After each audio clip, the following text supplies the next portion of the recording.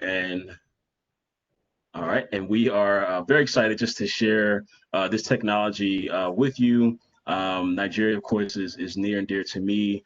We've done substantial work in Nigeria so far, and my mission here today is to explain to you how drones are changing not only Nigeria but Africa as a whole, and really why we should start to embrace this technology, innovate, and really, decide how we can generally use technology to step forward. So I have a presentation for you today, and I'm just going to go ahead and share my screen so we can get started.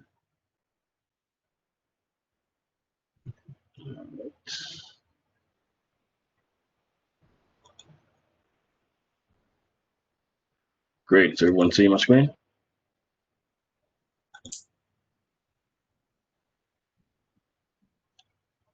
Yes, no. Yes, I can see your screen now. Okay. Yes, we can. Great. Wonderful. All right, great. So today we are here. Thank you, Mr. Uko, George, Ms. Niles, for your invitation here today. We are here to, of course, talk about the future of jobs, Africa.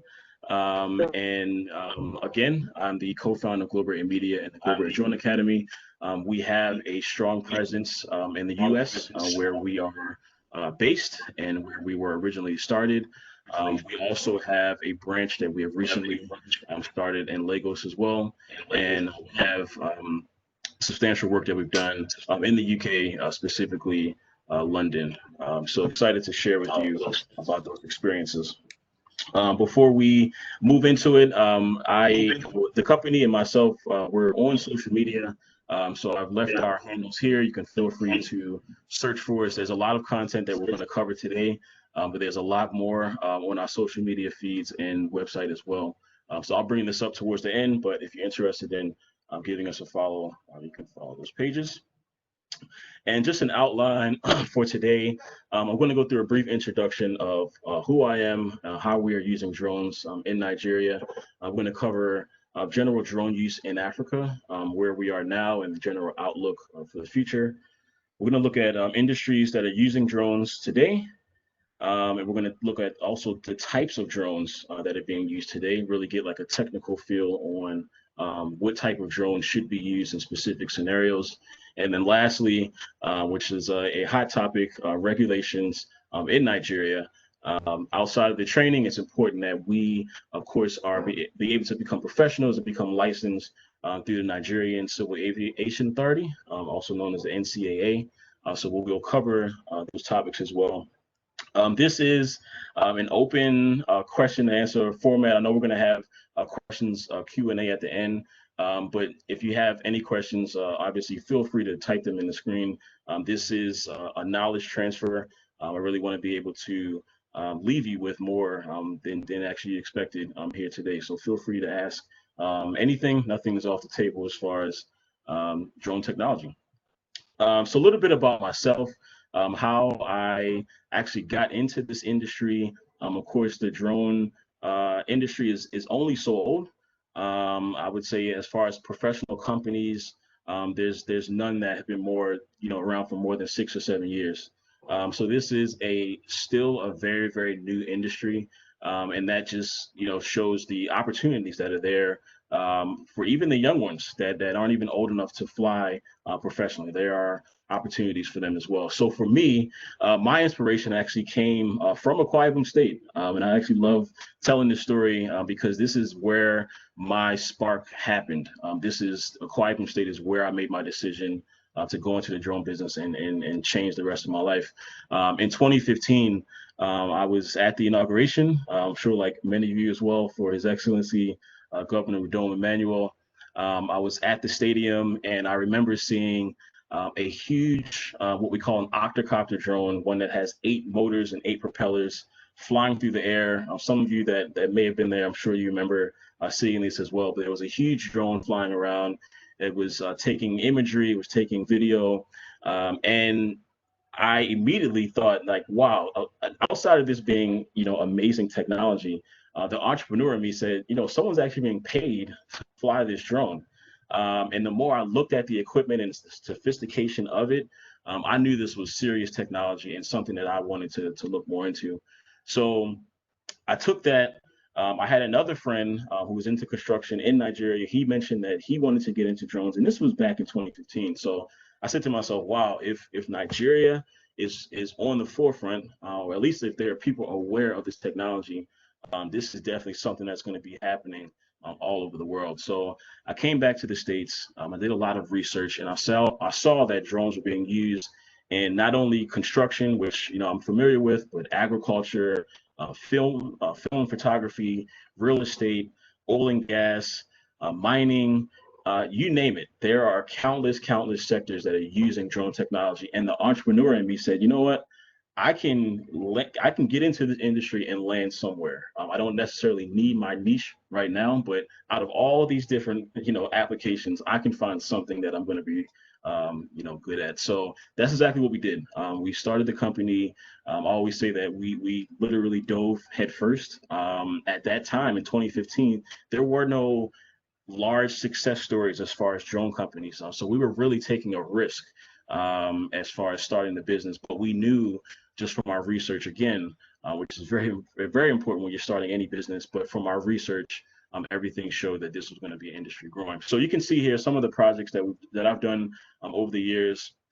I've definitely had a chance to work with the U.S. Embassy in Nigeria to do programming. You can see right here in Lagos, Nigeria, in Yaba.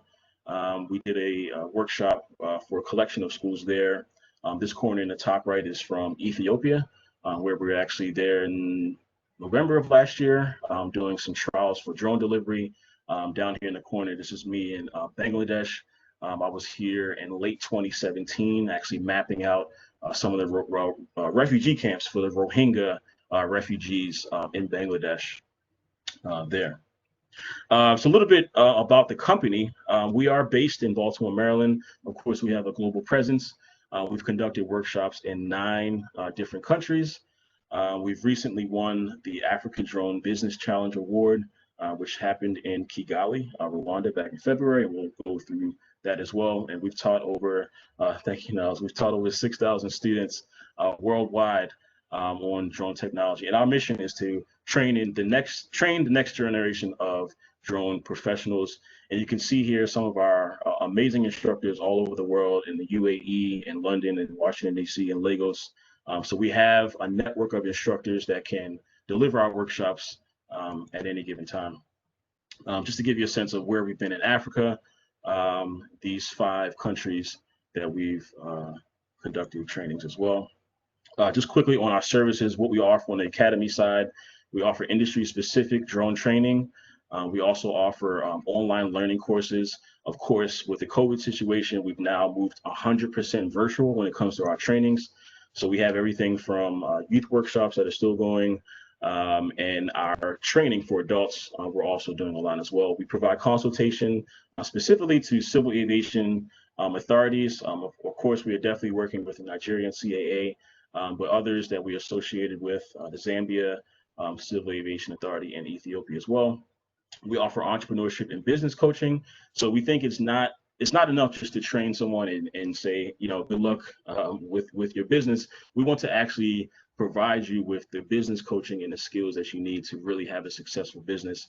So one of the things that we do is a business plan challenge where we have finalists come together, they pitch their business, and we're able to help them through that business plan process so they can have a successful business. And last but not least, our youth programming. We feel that this is the core of what we do. This actually keeps us the most busy.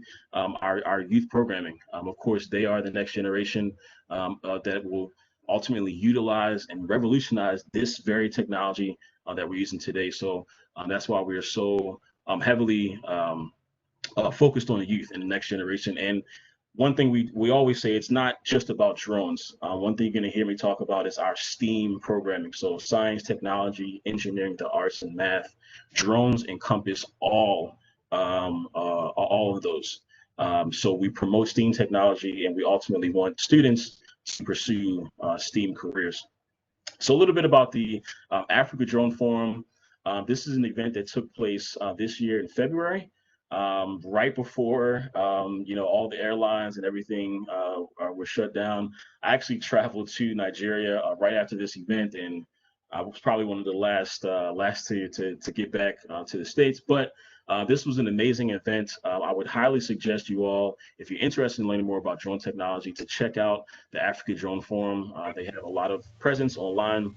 And just to read quickly what this is all about, according to the World Bank, Africa needs to spend 38 billion more each year on transport infrastructure, plus another 37 billion on operations and maintenance, just to sustain its current level of development, which is at rocket speed right now. Most of you know, the continent's infrastructure deficit is more than a mobility issue. Today, road accidents are Africa's third biggest killer. Drones offer a starting point for a radical new model of low-cost, fast, and futuristic transportation. Transforming mobility infrastructure can provide rural towns and villages with access to modern services such as emergency aid, commercial goods, and medical supplies. And this will benefit industries like agriculture, mining, construction, livestock, and of course, there are more industries being affected by that as well. So we're very, very proud to have won the business plan challenge or Africa Drone Business Challenge that was a part of this event. And I just wanted to show this slide here because you can actually see the level of entrepreneurship interest in Nigeria. So out of 148 submissions, there were 42 that came from Nigeria, which totally dwarfs every other country. I think the next closest is Uganda with 15. So this shows you how many people, how many young entrepreneurs, men and women, are interested in this technology. So you can see out of 42, they picked 10 finalists. There were two of us that were selected finalists, us and a company called Upshore Robotics. That's located in Lagos as well. They focus on agricultural services. And out of those 10 finalists, we emerged on top. And this is very happy to bring this home to Nigeria. We actually feel like we did this, for us. And with the prize money, we are going to build a center in Lagos. So this is very much an ongoing project, and this money has to be specifically used for that. So that's goes into my presence there in Nigeria as well. So just want to show you a quick video recap on what happened at the Africa Drone Forum before we get into the subject of today. I got the mute. Sorry about that. Oh, okay.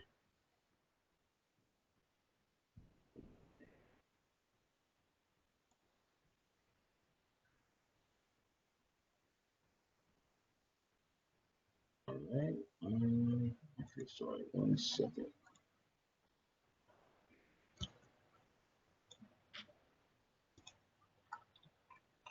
Have you played it yet? No. Trying Okay. to. I'm gonna bring it back up just 1 second. All right. Let me share my screen again. Yep. All right. So we'll probably we'll come back to that video. All right. So just a little bit more about what we've done in Nigeria. Of course, we've done some presentations at the University of Uyo. These are all projects that we've done specifically with the U.S. Embassy. Now, drone use in Africa. Where are drones used? What industries are they being used in? This is just a small subset of where drones are being used. So we can see right here, construction, which is very, very useful for monitoring your project sites, for doing inspections, for mapping out your project site as well. We have agriculture. So farmers are using these for everything from planting tree seeds to spraying their crops. Of course, you can do monitoring with thermal cameras, what we call NDVI, which is specific for vegetation health. We've also seen use in real estate. So there are a lot of properties being sold, a lot of homes and houses being sold all the time. So drones purely or on the baseline as a marketing tool definitely has helped change the real estate industry.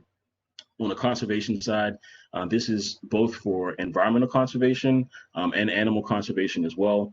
Being able to monitor game parks, for instance, where you have poachers that operate, at night. So you can use something like a thermal camera to detect where these people are and be able to respond at a much faster rate.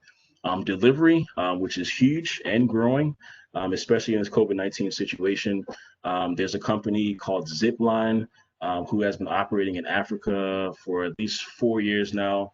They originally had a contract in Rwanda to deliver to a network of communities. And actually, they are able to cover the entire country right now with their network. They just signed another deal with Ghana, who also have pretty advanced drone regulations at this point. So excited to see them. And then last but not least, filming and photography. This is the low-hanging fruit. This is how I got into the industry, just purely, filming video. I actually had to teach myself how to do the video editing in the very beginning. So that was just one instance where we had to make a decision. Are we going to pay someone outside to edit all this footage, or are we going to learn it in-house and do it ourselves? So that's one of the things that we had to go through when starting our business. Wanted to show you this slide. I just covered a few industries, but this really gives you a sense of the reach, of this industry. And there are more than this, but all of these are applicable in Nigeria. So if you want to identify a niche, something that you're already into, something that you're passionate about, that's what I would suggest. If you're getting into the industry, decide which sector you would like to work with. And that will definitely help you be the best, in that sector. There's a difference between a drone pilot that's specifically focused on agriculture and a drone pilot that's focused on, many, many different industries. You want to be able to target yourself and be able to go after more work in that industry. And of course, I will share all these slides so you can have access to it after the presentation. So just going to touch on briefly a few of these industries and give you some examples of how they're specifically being used. So we're going to start with construction. We've seen drones used to do everything from site mapping. If you see here on the left-hand side, the top image is a site that we just mapped out within the last 2 weeks. But if you go to Google Maps, this is the image that you're going to see. All right. And on this site, they've already started construction. They're well into construction. I would say 3 months into construction at least. But Google Maps and Google Earth, they're not going to show you a real-time image. All right. So you have to use a tool like a drone to be able to capture aerial footage, aerial images to create a map. All right, and I'm going to show you how that process is done, really give you some technical insight on how these maps are actually created. But this map that you're seeing on the bottom, this was actually made from, I believe, about 200 different photos. And this software called Drone Deploy, it actually stitches those images together for you automatically, and it produces 2D models, 3D models, and these are deliverables that you can give to your client and more from there. So you can also see contour maps. So we work with surveyors, we work with architects to really identify different features and different places on the land, on the property. We're using drones to provide site progress and updates. So we have some clients that ask us to come out, it could be once a month, it could be once every 3 months. But of course, a lot of these construction projects are long, a year, 2 years sometimes. So being able to provide that imagery on an ongoing basis is really important. You can live stream from your drone as well. So if you have stakeholders who are not on site and they need to see what's happening that day from the aerial perspective, you can share links with them where you can watch that. Of course, marketing is huge, for showing clients or potential clients, the amazing work that you're doing.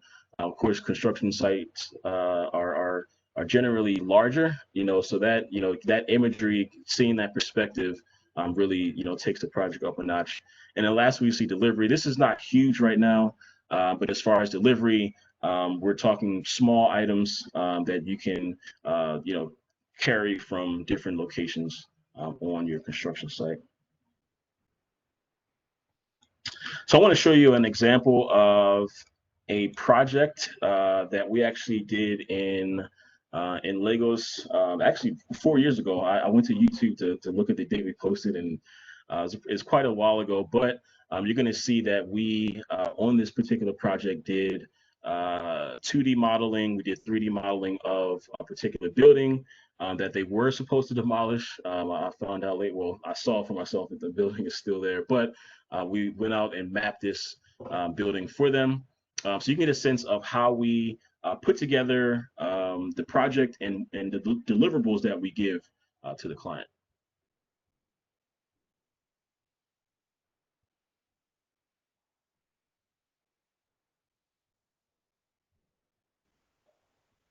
Is there audio? Oh, yes, it is. Okay. Yeah. Can you rewind and play the audio with it? Yes. Let me see. Is there something I have to do on the video? Okay, I actually hear it in my headphones. Let me see something. All right, let me try.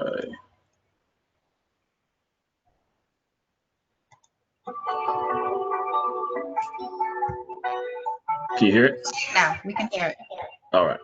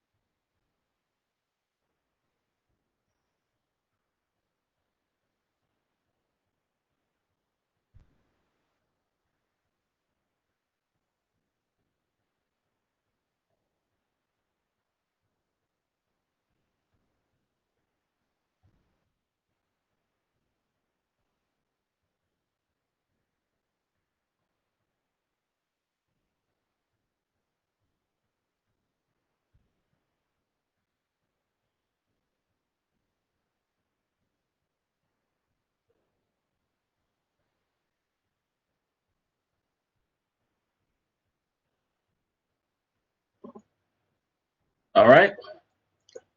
So that's an example of a project that we completed in Lagos. And what I want to do quickly is actually show you a little bit more into drone deploy. All right, because this is some amazing software that's out there and available to you. All right. So let me just back up to the top. All right, let's go out of here. All right, so Drone Deploy is a software that you can have a subscription to. And Drone Deploy's job is to take the imagery that you shoot on your property and turn that imagery into maps and models for your client. All right. So it's very advanced technology. And how this happens is when you have a particular site that you want to map, you will first set up a mapping mission. All right.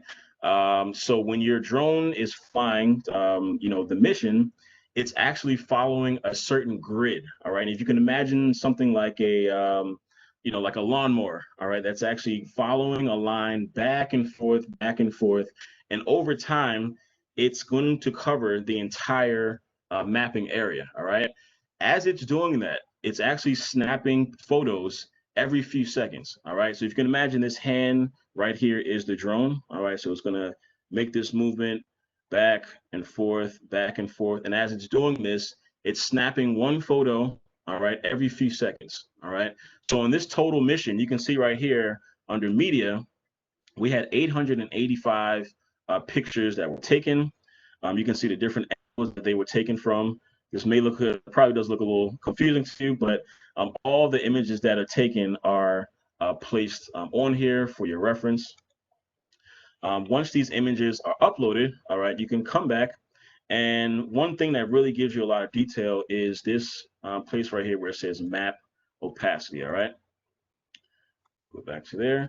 And when you take this off, all right, you can see that this is what Google Earth is currently showing. Now, even though, yes, you can see the different structures, you can make some assessments vaguely, you know, what's going on. But again, this image is from at least, you know, a year and a half to 2 years ago. So what we did was we created a map, which you can see right here. All right, and I'll show you again so you can see the difference. This is Google Earth. This is what Google Earth shows. And this is what our map shows. All right, so you have a much higher resolution. And one thing right here that sticks out, right, you can see here, this is a dilapidated property, and you can see here a year ago it looks fine. All right, so if you were counting on this image to give you up-to-date information, it wouldn't work. All right, so just right here from this example, you can see the imagery gets. The client, our client, is actually purchasing this mobile home park. So they want an aerial perspective of what's going on this property. They've already made the decision to purchase, but so they know what's going on before they get into, you know, before they move on with the project. This is about 70 acres, actually 75 right here that we did. And one other thing I'll show you on here, you can make different annotations. So depending on what your client is looking for, you can provide them with area measurements from right here. And this just involves you clicking around certain areas. If you want to perform a measurement, like a line measurement to see how long, let's say one of the roofs are, you can come down, and I think there's an example somewhere. All right, so I'll just show you quickly. So if you want to measure the distance of somewhere, you just zoom in right here. All right, you click from one side and you go to the next, double click, and you have your length right there. All right, so this gives you a lot of tools that you can use. I would like to show you more, but I know we're have more things to get to, but just wanted to show you how drone deploy is utilized. All right. So next we're going to talk about agriculture. So since their creation, drones have been a major tool for farmers and agriculturalists everywhere. Previously, for a farmer to see their land in its entirety and meant flying a plane, a hot air balloon, or even walking for hours at a time, which obviously still happens to this day. So today, agriculture is one of the largest industries using drones. I believe there's a statistics that says about 70% of drone use in general will be for agriculture. So that just shows you the magnitude of what's to come. And that's everything from using drones to spray fertilizer or map out problem areas for farmers to save time and money. So I'm just going to pop out of here real quick. All right, here we go. All right, so this video, it's a company called Drone Seed. All right, they are based in Silicon Valley, but they have a pretty awesome tool to use drones for a number of different things. Not just spraying the crops, but planting the tree seeds and also monitoring the crops as well. So I want to show you this video so you can get a sense of what other companies out here are doing as well.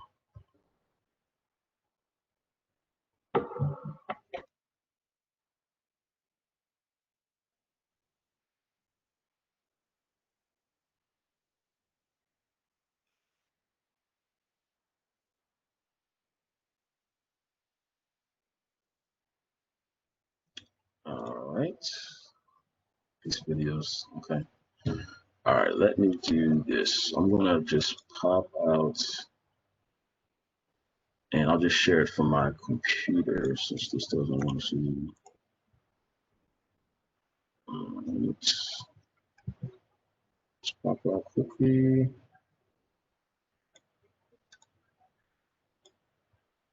All right, sorry about that, some technical, we'll just pull up the video for you.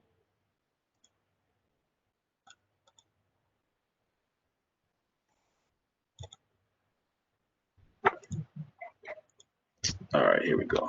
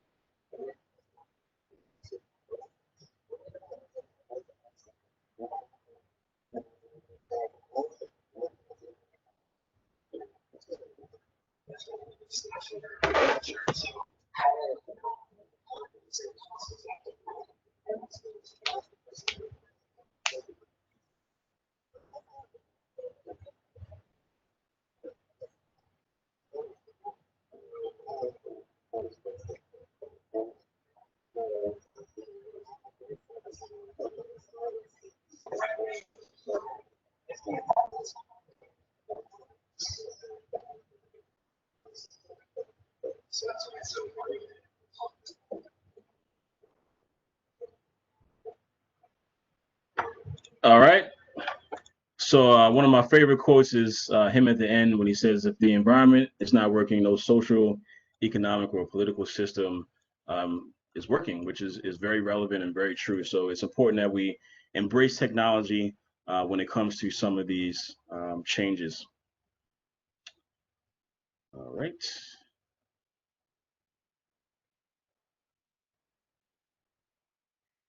All right, so moving on to real estate applications. We've seen use for obviously marketing the property, being able to show from a different perspective what's on that property, seeing where the local school, the local park, the local restaurants, everything can be seen from that drone perspective. So what we actually started to do initially was to provide, edited video to our clients. And we actually thought that that was going to be enough. We learned quickly that drone video actually isn't enough for real estate agents. They need the interior footage as well as the aerial outdoor footage as well. That is the complete package that they need. So we had to learn quickly, actually not only how to use a drone and how to shoot it cinematically, but now we had to actually learn how to use a ground camera that we can use inside to shoot those images. We tried to use a drone to do these projects and shoot the interior of homes, but it's not a good idea. First of all, the size of them can be very problematic, but then just the general quality of images. Drones are not made to shoot interior video. That is not their purpose. That's not what they're made for. So if you are going to be shooting real estate video and providing to clients, you absolutely have to have separate camera equipment to give high quality to your clients. We've also done inspections, so everything from roof inspections. If you have some type of storm, you can bring the drone. You can eliminate the need for someone to climb up. If the house or the building is a tall structure, that eliminates that altogether. So this is a safety thing that we are a safety problem that we're solving. You can also use thermal camera to detect heat, leaks that may be coming from your roof or from other areas of the building as well. Insurance, this is very, very big because a lot of the times verification is just not there for different claims, really providing proof on certain things that may have happened on your property. They're definitely being used for that. General development surveys. This goes a little bit back to the construction side, but of course, using drones to survey various areas of land. And one thing in particular I've seen in Nigeria for zoning and coding and enforcement, being able to outline specifically where your property ends and where it begins. There's a lot of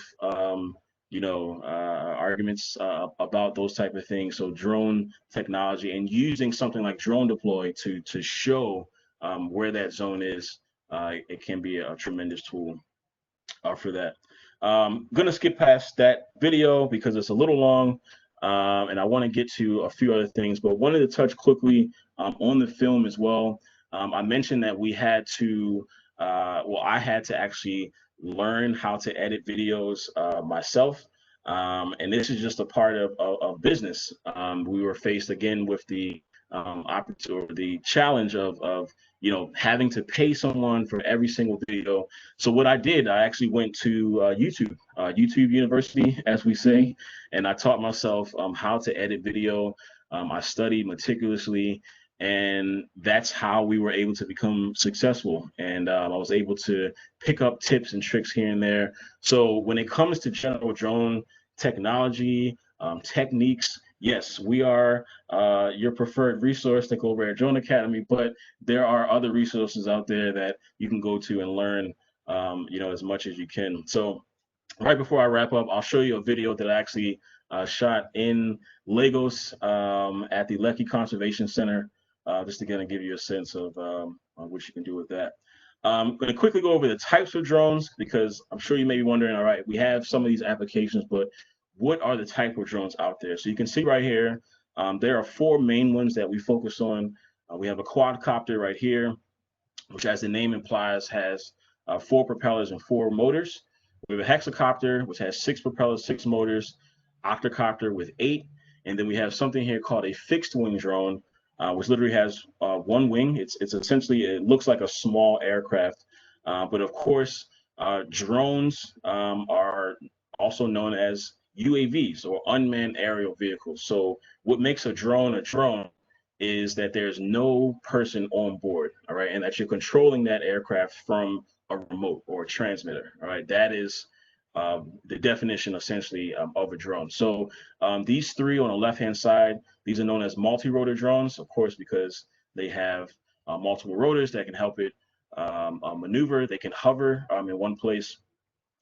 This fixed wing is typically for long distance flights. So if you have large areas of land that you're covering or large forest areas, you would use a fixed wing drone. And I'll get into the pros and cons of each of those quickly as well. So for a quadcopter, as the name implies, it's 4 propellers or 4 motors. It has extremely good maneuverability capabilities. This drone right here is called the DJI Phantom 4 Pro. It's a very, very popular drone. I'm sure there are hundreds of these, if not thousands, in Nigeria right now. If you've been to a wedding recently, sure you've seen one of these drones being flown around. But this is an entry-level, base-level drone. Um, this price range, this isn't specific for this drone, but this is just for quadcopters in general. This is by far the cheapest drone that you can get on the market. Depending on which website you visit, you can get it as low as $10,000, and it can range all the way up to $5,000, depending on how much equipment you have. If you have any special cameras or other sensors on that, you can decide to go with that if you want as well. Some pros and cons there. I'm not going to go through each one. I'm trying to get through these as well. Hexacopter. So the reason you would use a hexacopter over a quadcopter is really because of its payload capabilities. A quadcopter is probably going to be only around, I would say, nothing more than 2 pounds, probably even less than that. Obviously, weight can really affect your drone's battery life. All right, so depending on how much you're carrying, the faster your drone is going to die. All right, so you need to have something like a hexacopter, which has more power, more motors, and can generally be able to pick up more weight. And then we have an octocopter here, of course, octo for 8. And this is used for obviously much bigger payloads. This is the DJI Agris drone, which is used for spraying different crops and different pieces of land. You can see the price range here, starting around $8,000, and this can go up to $50,000. Again, depending on the type of model that you have and who manufactures it. Excuse me. And then we've seen typically around a 20 to 40 minute flight time for the octocopter. Now, you can see here from the hexacopter, this is also around 30 to 45 minutes flight time. Quadcopter, you're going to see around 20 to 30 minutes. That is definitely relatively low, but it's not a hindrance to the industry right now. We've been able to purchase enough batteries to have on site, so we don't have to be running, back and forth charging batteries. So you make sure you purchase enough batteries. And even though 30 minutes, 20 minutes may seem like a really, really short time, it is a substantial amount of time because once you're in the air, especially if you're at a certain height, you're capturing everything in that image. All right. So you don't need a whole lot of time to move around, and there are rules in place. Of course, I don't know how much we're going to get to safety rules, but things like keeping your drone in the line of sight, what we call your LOS. All right. So you have to keep all those things in mind when you're flying around. So just some general things to think about. And lastly, with fixed wing, as I said, this is essentially a small plane. Now, traditionally, the first fixed wing drones, you would either have to use a catapult or you can actually use your hand to just launch the drone like that. This drone is slightly different because actually you can see here, this actually does have some propellers, all right? So technically, this is known as a VTOL fixed wing drone, all right? That stands for vertical takeoff and landing. This means that you don't have to use a catapult or fling it with your hand. It can actually lift up, it can hover to a certain height, and at a certain point, these propellers will stop and the back propeller will kick in, the front propeller will kick in to propel the drone forward. So while this fixed wing drone is moving forward in flight, all right, these propellers on the top are not moving. They totally shut off. All right. So the reason why they implemented this and have VTOL fixed wing drones is so you can hover and land in one place. All right.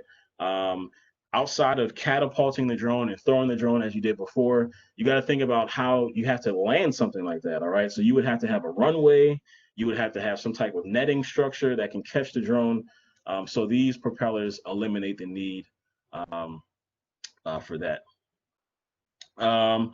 So last thing I want to on before we get to some questions are just how drones are being used to fight the COVID-19 virus. I will preface this and say that drone technology in general has seen a boost, all right, in attention and overall use and overall applications during this entire period. If you think about it, drones inherently have to social distance from people, all right? So you're not supposed to fly your drone, close to people. So this is technology that fits perfectly with this situation. And I'm going to show you a few examples of how that's actually so. So some of these uses I'll identify, and then we'll briefly touch on them, but using thermal cameras, delivery of supplies, aerial spray and disinfecting, public information and crowd monitoring, and even drone light shows. All right, I'm going to see if I can, this is going to play for us.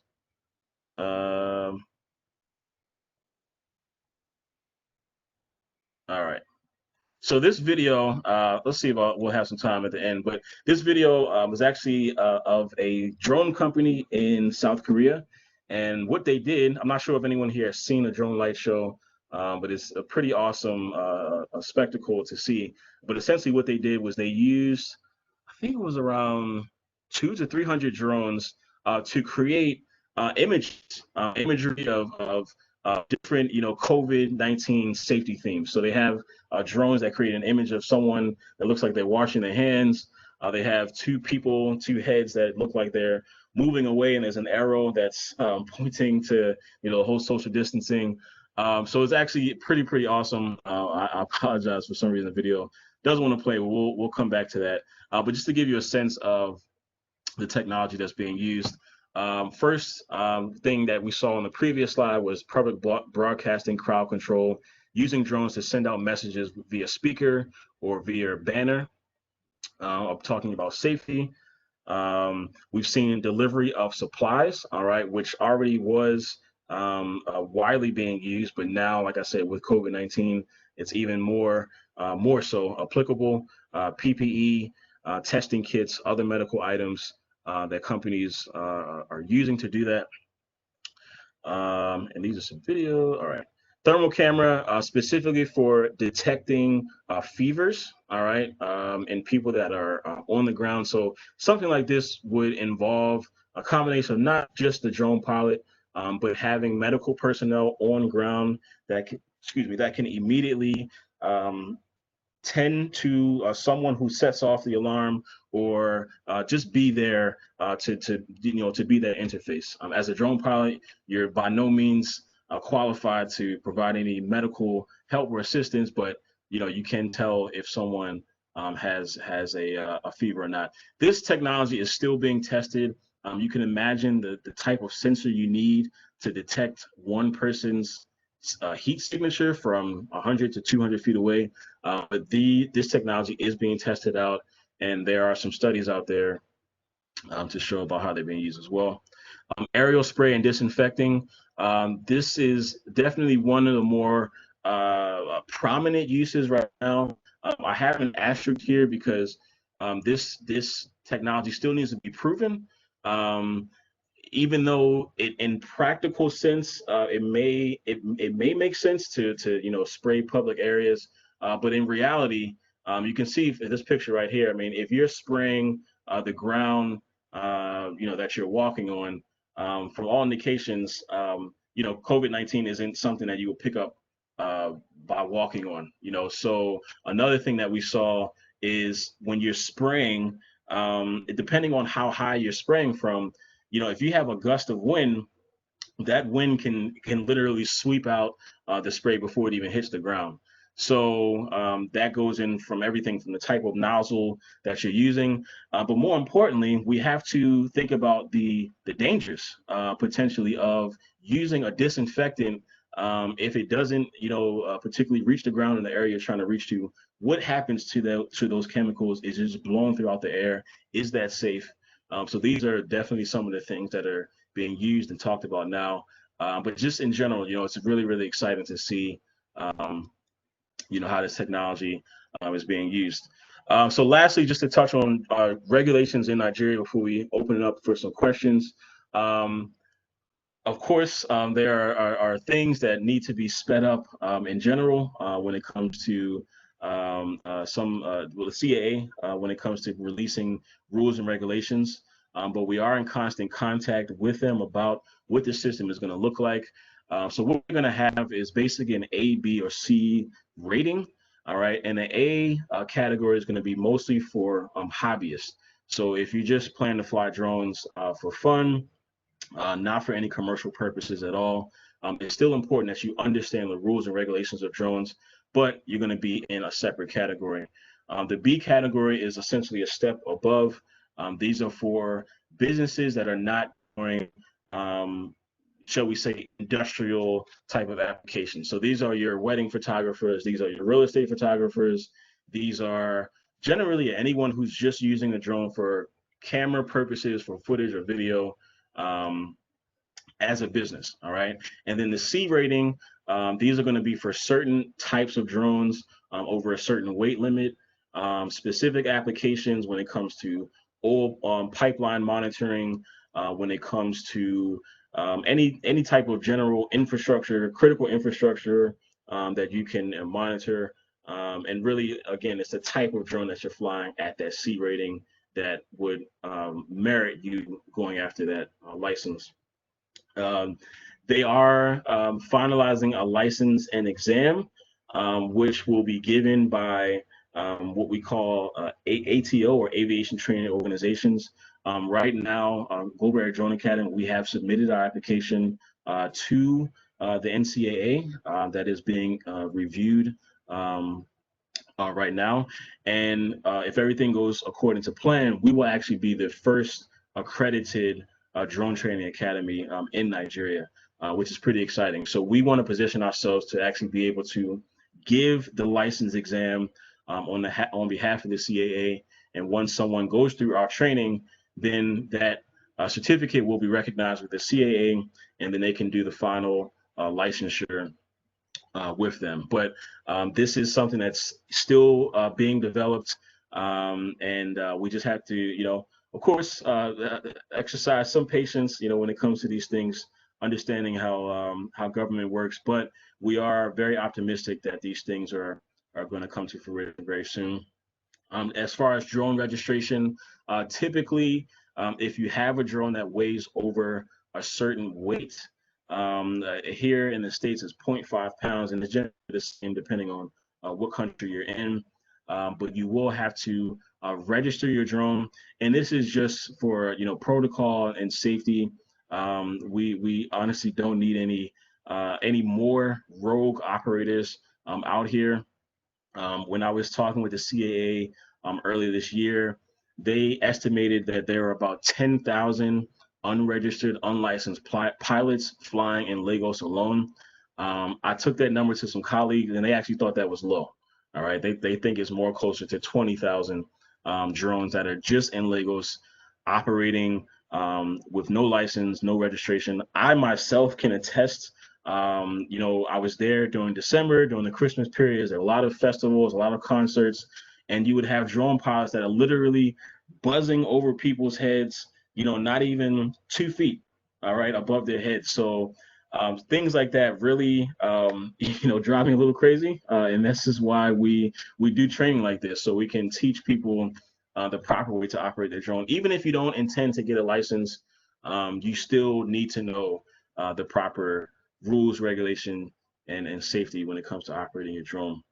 So I'm going to go ahead and stop there. I think I've covered quite a bit. And if there's any questions, feel free to ask away. And one thing I can do as we, I guess, prepare for some questions, I did really want to show you that video that I shot at the park in Lagos. All right, so let me just see if I can pull that up for you. All right, here we go. This is the Lekki Conservation Center. And I know someone here is into film. So I'll preface this by saying 95% of this video is actually shot with my phone. All right, my Samsung Galaxy S9. There's one shot in here that's actually shot with an actual drone. But I love showing this video because it just shows the beauty of Nigeria, and I enjoy sharing my content with my colleagues, my friends. My goal is to get more people to invest their time, invest in businesses and things like that in Nigeria. So this is one of the ways I do that. So I'll show this, and then we can hop into the Q&A section.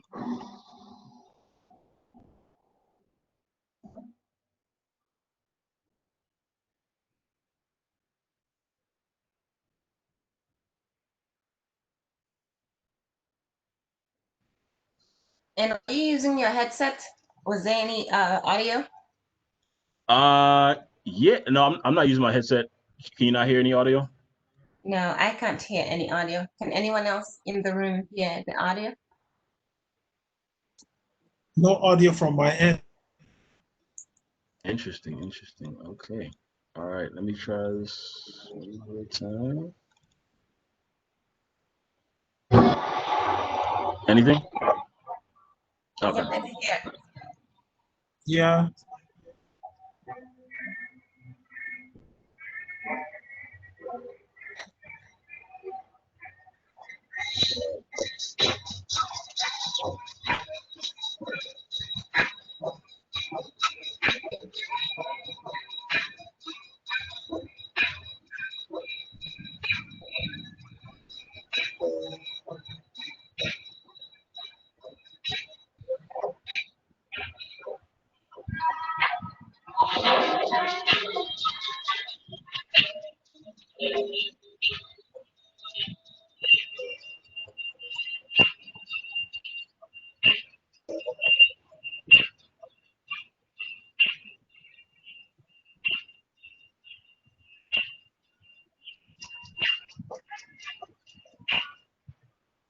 All right.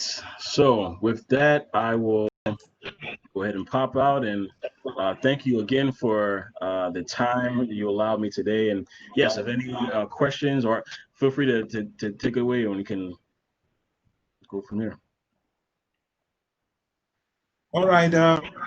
Great presentation. Thank you, Enoh, for that wonderful presentation. And I'm sure there will be questions, but before people in the audience or the participant ask questions, let me quickly ask these because I know aside, yeah, you did mention regulations in Nigeria where you need to obtain a license, you need to get a certification and a rating.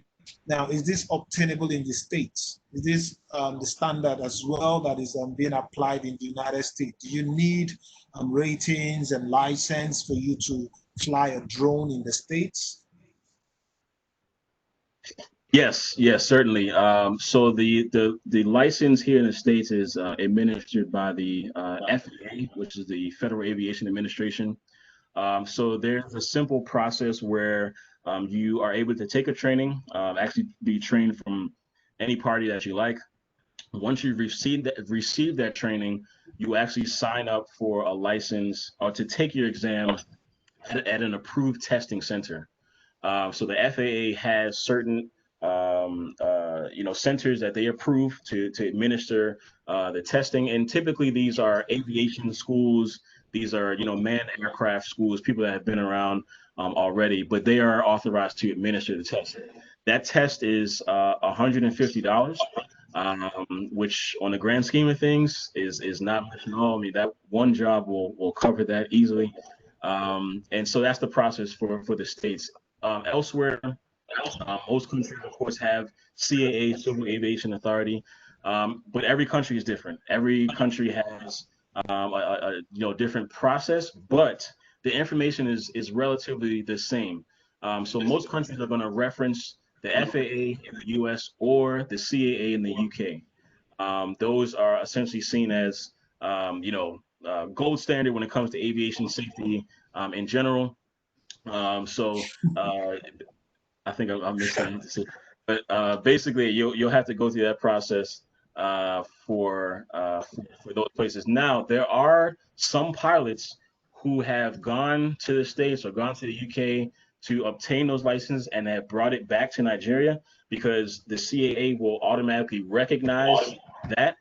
But you would still need to go through the licensing process here in Nigeria to be fully certified. But if you are licensed in another country, that can be essentially applied here. Okay. Sorry, guys. I just want to do this quick.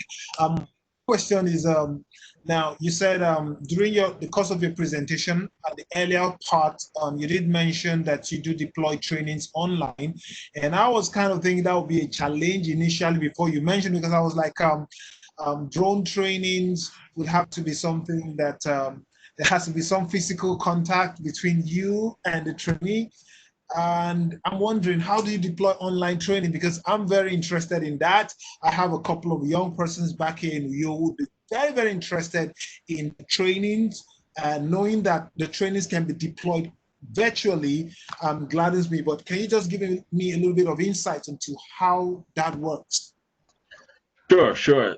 So, like most schools, we split up our curriculum by the theory and the practical.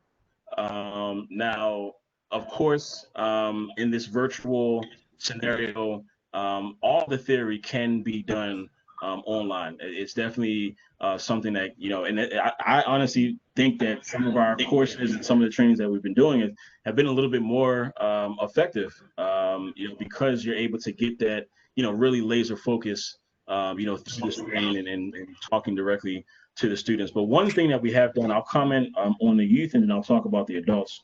So on the youth side, we launched a program this summer. It's actually called Drone Camp in a Box.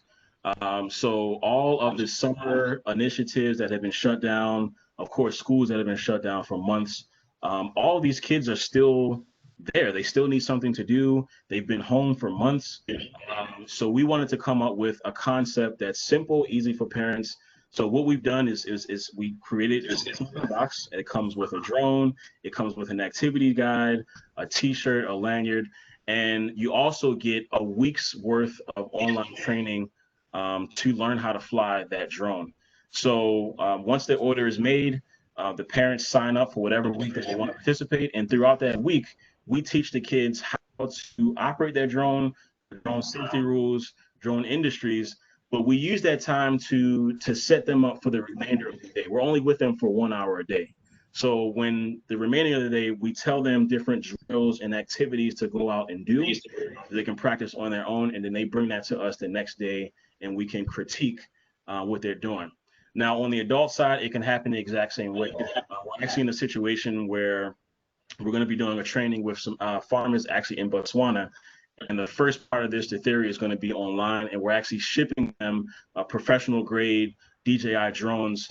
They can do the practical on their side. Now, we're still hoping that we can go there for that practical training, but we can structure it in a way where you can do some activities and learn like that on your own. I mean, at the bottom line is we have to find a way to operate in this situation. It's a very virtual world, and probably will be for a while. So.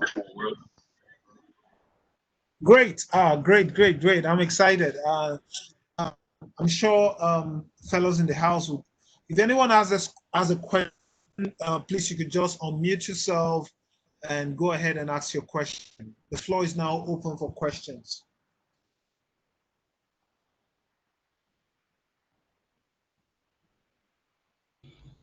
Hello. You can go ahead, Emmanuel. All right. Thank you very much. It's a good presentation. I appreciate that.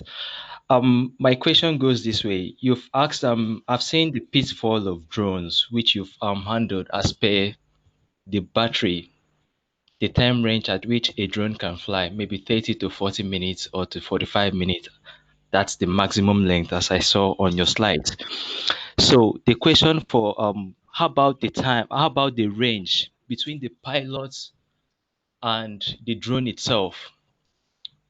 What are the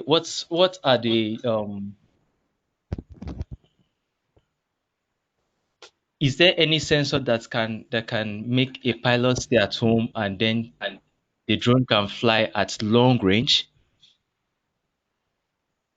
Yes, certainly. So yes, a really, really good question. So I would say when it comes to the multi-rotor drones, so this is the quadcopter, the hexacopter, the octocopter. There are some I've seen that can go upwards of 7 to 10 kilometers within one flight. But this is all relative, because as long as far as your drone is flying away, you have to make sure your drone is able to get back to you. So you don't want to be flying off, too far where you're not able to get back home. Another thing to keep in mind is there's a rule. I think I did mention it, but it's your line of sight. All right. So your drone at all times, unless you have specific permission from the CAA, or specific waiver, this is like special permission, your drone, you have to be able to see your drone at all times. So at no time can your drone be, 4 or 5 kilometers away and you're not able to physically see it, unless you have a special license to do that. But generally, you keep your drone within your line of sight. As far as the range, yes, the multi-rotor drones, I would say anywhere from 7 to 10 kilometers max before you have to, come back. Fixed wing drones, however, last much longer. And just to kind of give you context, drones were originally used in the military. So they've been developing this technology for years. So they have drones that can fly for days. They have drones that are solar powered. Fixed wings generally can last for hours at a time, because you're obviously surveying much bigger fields. So yeah, hopefully that covered the question. But it just it depends on the type of drone and obviously keeping the safety uh, in mind. Great. Anyone else? I have a question. So that was an exciting presentation. Did someone else speak up? I believe Mabel. Mabel, do you have a question? Maybe I want to say something. Yeah, I'll let you go first. All right, thank you very much. I really appreciate. Okay, thank you very much, Enough, for the nice presentation. I never had interest in drone. But from what I've learned today, I think it's nice. Okay, I want to start by asking, assuming I want to use a drone for like, let's say 1 2 hours instead of the 20 minutes or the 40 minutes, and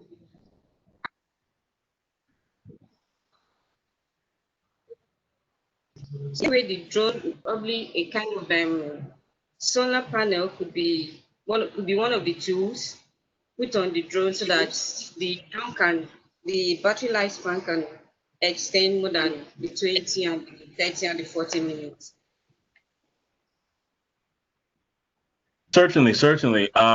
We've seen solar panels being used on quadcopters before. I think they're still developing that technology. I've seen some that are used with DJI drones. DJI is a very, very popular drone manufacturer. I typically say they're the Nike of drones. They just had the best quality. They've been out for a long time, and everyone knows.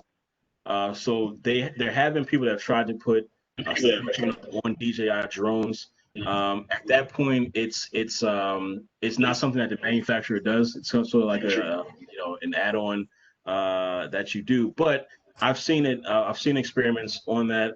I can't say how much it improves, just because they're still testing it out. But I know for a fact with fixed wings they have used solar panels on that. There was a project, if you want to look up, Facebook actually did a few years ago called the Aquila Drone Project. And this drone was actually designed to provide internet and data to people that were on the ground in certain areas. So this drone actually at some point was flying 50, 60,000 feet in the air, and it was designed to stay in the air for up to 3 months at a time. So the only way they could do that is because it was built, using solar technology. And of course, when you're at that height, you're direct access to sunlight all day. So for fixed wing, I would say definitely it's proven. For quadcopter, hexacopter, not so much, but hopefully in the future we'll see improvements there. Thank you very much. I see. Does someone else have a question? Yes. Okay, go Ubong. ahead, Yeah. Umar. Um, Thanks, Mr. Enoh, for your presentation. It's really hello. Yeah, here you go ahead. All right. Thanks, Mr. Enoh, for your presentation. It's really pretty. Okay, my question goes this way. All right.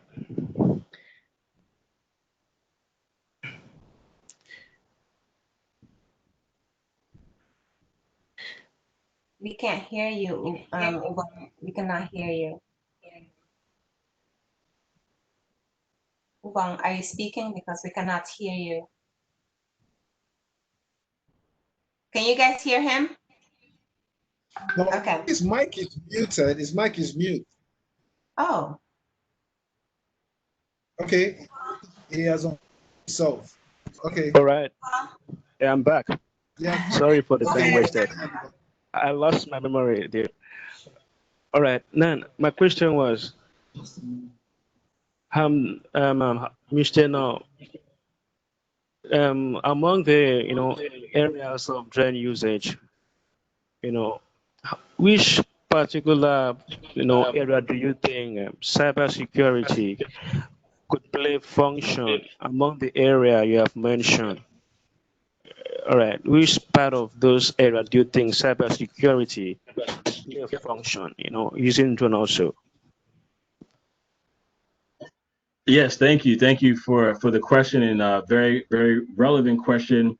I did a lot of talking about the hardware side of drones, but not a whole lot on the software side, which of course is major when it comes to programming these drones to do certain functions, to operate autonomously, so they can fly to areas without the need for human interaction.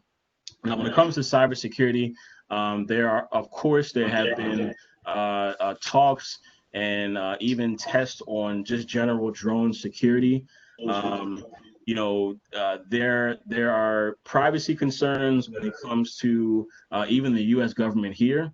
I just mentioned the DJI drone um, that we are comfortable with, but if we're doing a job on a U.S. government site or a military base, we actually cannot use DJI drones because they are a Chinese manufacturer, and there's no ability to see what imagery is being taken and sent back to that country, essentially.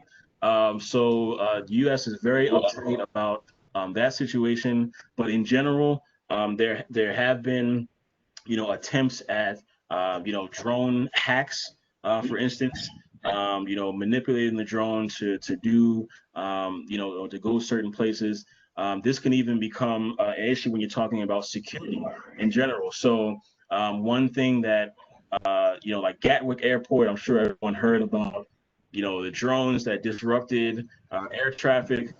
Now they are trying to set up like a geofenced area where they can detect where the drone is coming from. They can actually send the drone back to its original takeoff point, or they can, target the drone so it actually drops or lands slowly, right where it is. So the software side of this is very important. I would actually encourage anyone who is, well versed, with the coding, with the programming, be it Python, Java. I mean, there are definitely applications on the software side of this. So I would say, yeah, that's very high on the list as far as potential growth, and cybersecurity is definitely a big part of that for sure.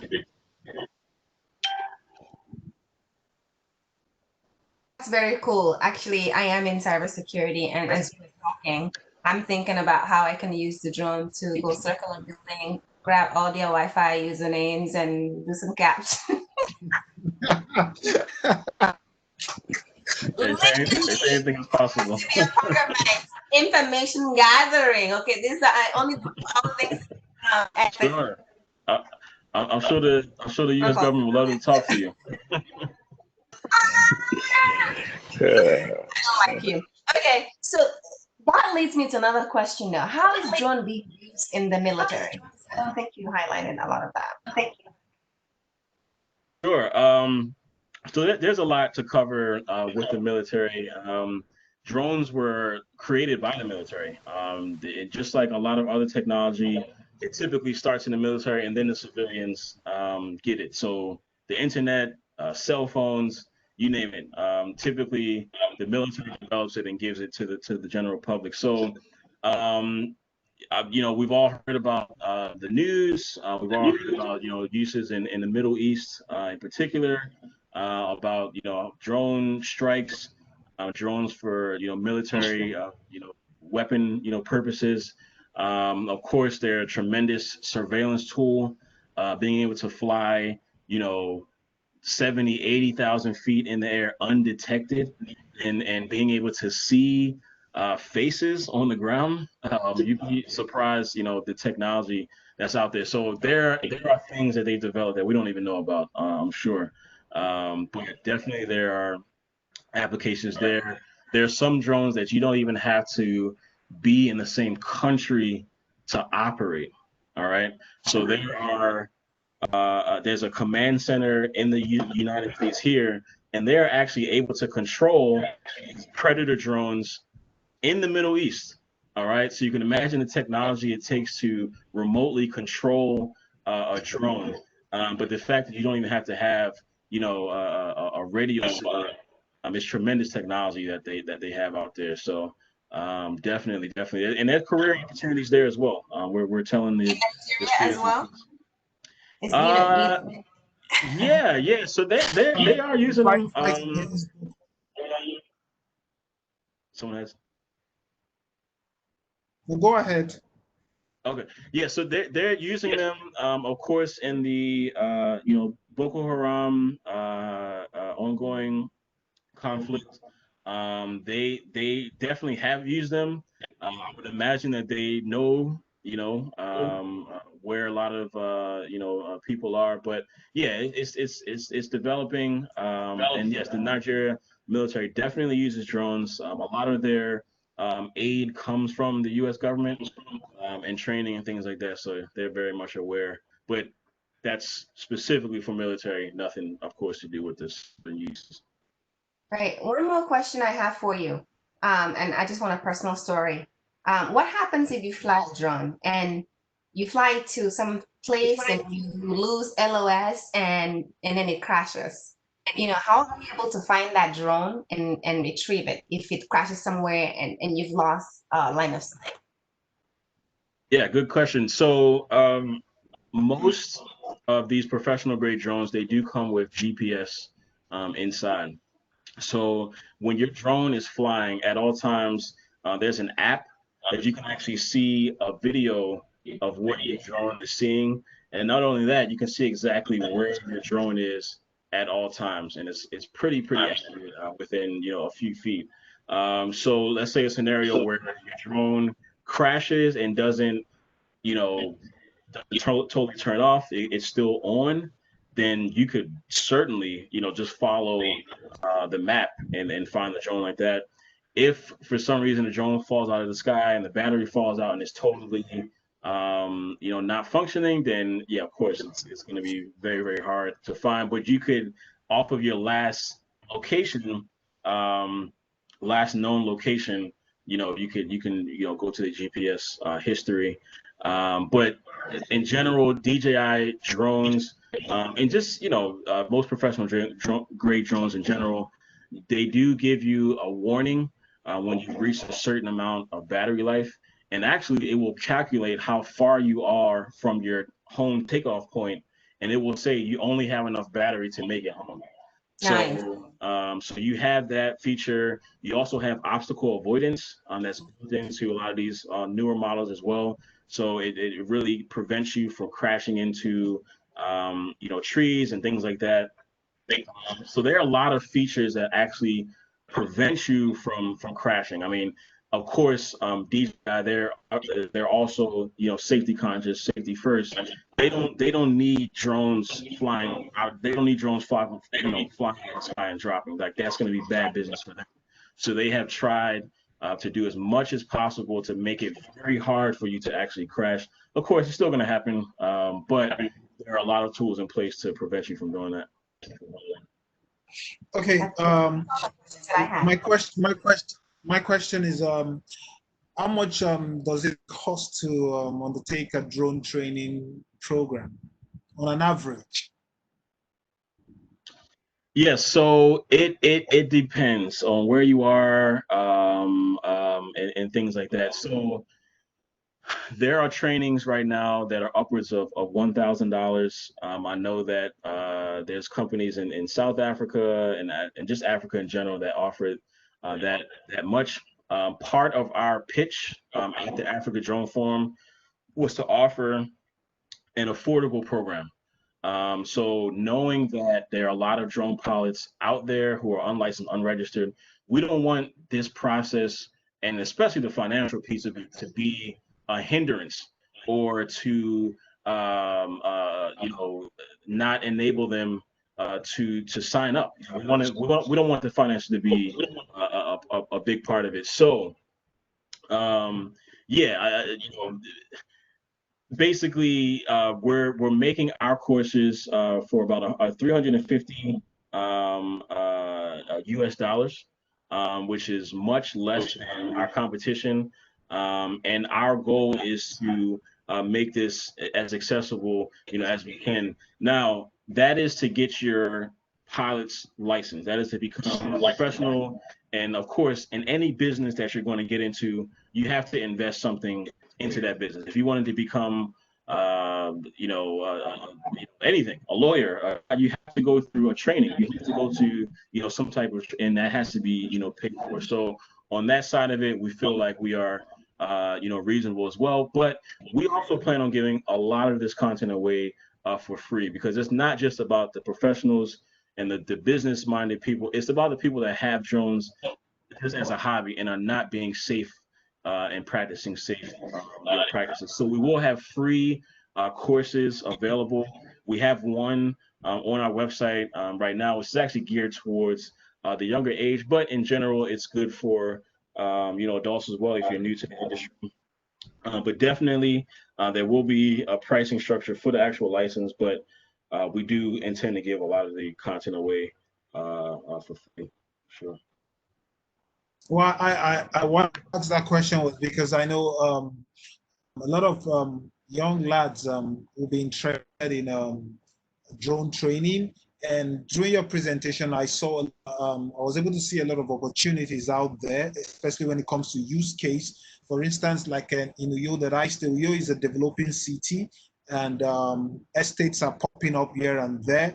And I feel currently I consult for a real estate firm who currently has acquired a property some along Airport Road, and the property was acquired from a community, so they don't even have a sketch of so I'm looking at now, rather than get the traditional way where people go by, they go by, what, I don't know, you will understand in the local part they say Siaradanga. Maybe now you understand what I'm saying. I don't know if you get what I mean. And then the surveyors go around with their tools, and it takes a whole lot of effort going around the entire massive, like we're talking about 100 acres or hectares or 50 hectares. Now I'm looking at the situation where drone could be deployed for mapping and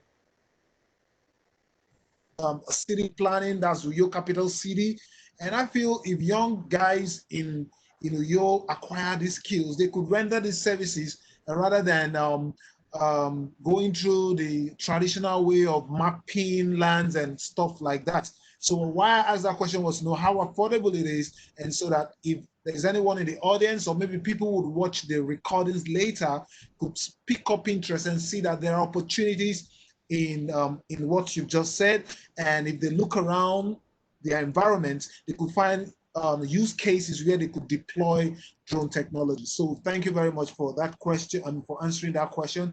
I'm sure $300, well, in our economy is a little bit high, but I'm sure anybody who knows the value of what he or she is looking out for will know that $300 is not that much for you to students. Let me just tell you, students in Nigeria in Nigeria, they're the richest. So don't even let them lie to you.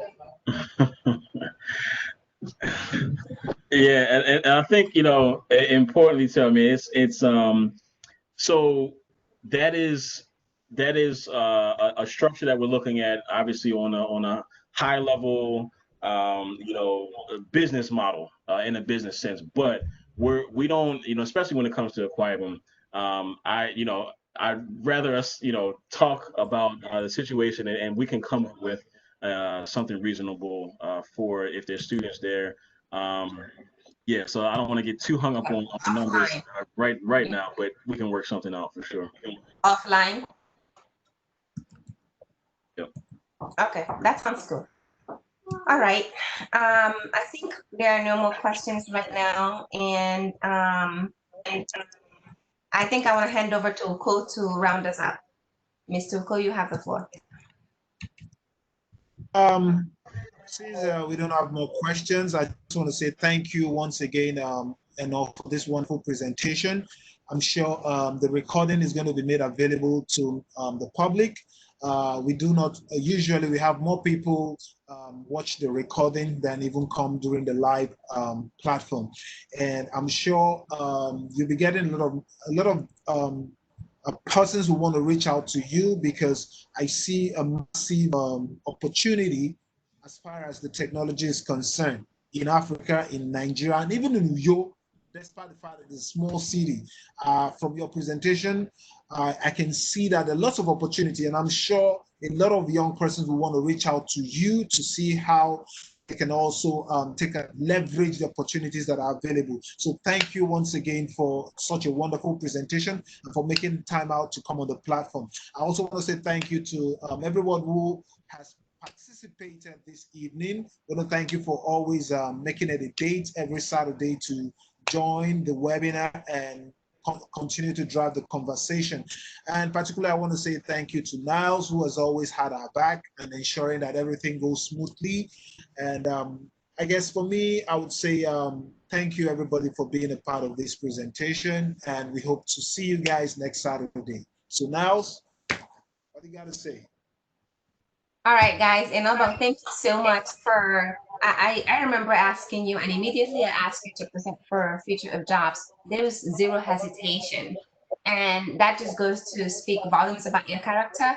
That goes to speak, to your ethic and your commitment to our people. And so I want to say a personal thank you for that and for presenting. And I actually look forward to future discussions around this. I think there's a vast amount of opportunities that can grow out of this. Guys, I want to say something. Mr. Enoh has dropped in his details in the chat room. Go ahead and grab it if you'd like that, or Mr. Oko would relay that to everybody, okay? Thanks again, Mr. Enoh. And Thank you Oko, so thanks much. everyone. Appreciate it. Have a great And time. Enoh, Thank the you. conversation will continue between you and I. I mean, Enoh, I'll connect with you and because I think there are a couple of stuff we can do together as well. Certainly. Thank you so much. I really, All right. really appreciate being with y'all, and come back anytime. So feel free to invite me again, definitely. All right. Thank you so much. Bye, guys. All right. Bye, Goodbye. guys. Thank you. Have a nice evening.